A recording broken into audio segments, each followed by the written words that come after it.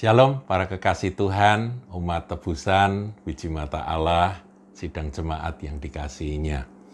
Salam sehat senantiasa, Tuhan Yesus memberkati berlimpah-limpah.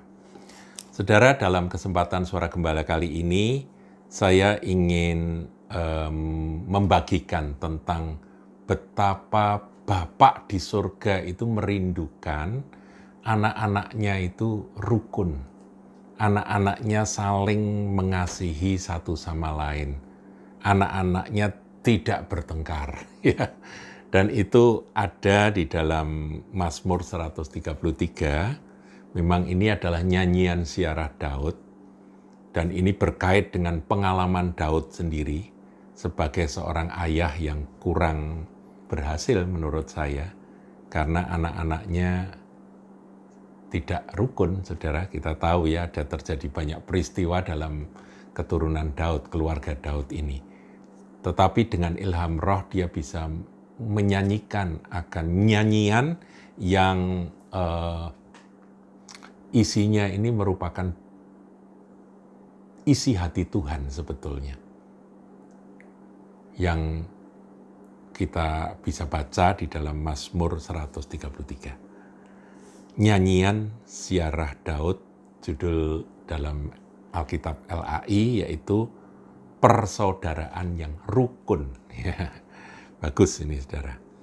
Sungguh alangkah baiknya dan indahnya apabila saudara-saudara diam bersama dengan rukun.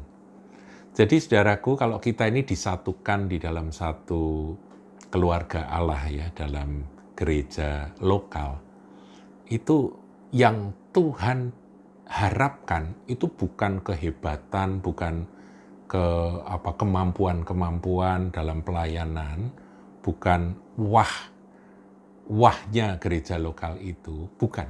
Yang menjadi harapan utama dari hati Tuhan adalah kerukunan. Sehati, sepikir, ya. Nah, itu ada juga di dalam surat Paulus kepada jemaat Filipi, saudaraku. Sehati, sepikir, satu tujuan. Nah, itu yang Tuhan paling harapkan. Soal talenta itu nomor 2, nomor 3. Soal kehebatan di dalam pelayanan itu nanti.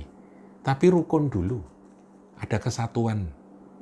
Sungguh alangkah baiknya dan indahnya apabila saudara-saudara diam bersama dengan rukun. Nah, kemudian dia umpamakan, saudaraku, seperti minyak yang baik di atas kepala meleleh ke janggut, yang meleleh ke janggut Harun dan ke leher jubahnya. Nah, ini ditafsirkan, saudaraku, bahwa ketika ada kerukunan akan ada urapan, ya, urapan keimaman itu, saudara, yang baik dari kepala turun ke bawah. Nah, imam besar kita Tuhan Yesus, nanti dari Tuhan Yesus itu akan mengalir urapan. Padahal tanpa urapan, saudaraku, pelayanan apapun, sehebat apapun menurut penilaian manusia, itu ditolak oleh Allah. Jadi sebetulnya setiap pelayanan itu harus dikerjakan di dalam pimpinan Roh Kudus, yaitulah pengurapan.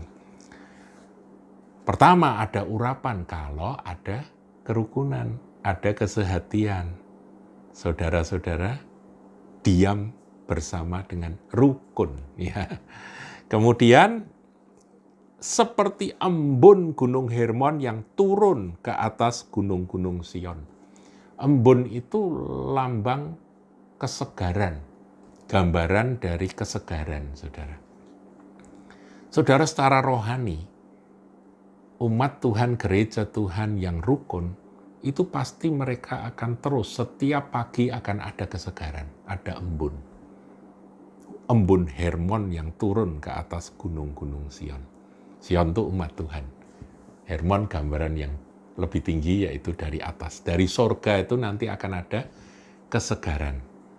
Jadi ada urapan untuk melayani, ada kesegaran, ya, kesegaran di dalam roh dari umat Tuhan. Kemudian dikatakan sebab kesanalah Tuhan memerintahkan berkat. Loh, ada berkat, saudaraku. Ada berkat. Berkat apa? Komplit. Ada berkat rohani, so pasti. Ada berkat jiwani, ya, hati tenang, sukacita, damai sejahtera. Ada juga berkat jasmani, materi. Selalu ada berkat yang mencukupkan segala kebutuhan kita selama kita masih hidup di atas muka bumi ini. Jadi diperintah oleh Tuhan. Jadi Tuhan itu berkata, "Hai berkat, kamu pergi ke sana." "Kemana Tuhan?" Ya, berkatnya tanya, ya, "Kemana Tuhan?" "Itu loh, ke tempat anak-anakku." "Kenapa sana?" "Karena di sana rukun." Ya, jadi kalau ada kerukunan umat Tuhan, di sanalah berkat akan diperintahkan oleh Tuhan. Kemudian dikatakan kehidupan untuk selama-lamanya. Jadi ada hidup yang kekal, saudaraku. Hidup selama-lamanya. Itu semua hanya ada kalau syaratnya yaitu kerukunan. Kerukunan, kesatuan. Sebab itu sidang jemaat Kahal, marilah kita rukun satu sama lain. Saling mengasihi, saling mempedulikan. Ada perbedaan, itu biasa. Itu saling melengkapi. Saling bikin komplit. Nah, tahu ya. Jadi kalau beda itu bukan loh kok berbeda. Enggak, itu hanya melengkapi. Dan itulah yang membuat Tuhan berkenan. Tuhan Yesus memberkati.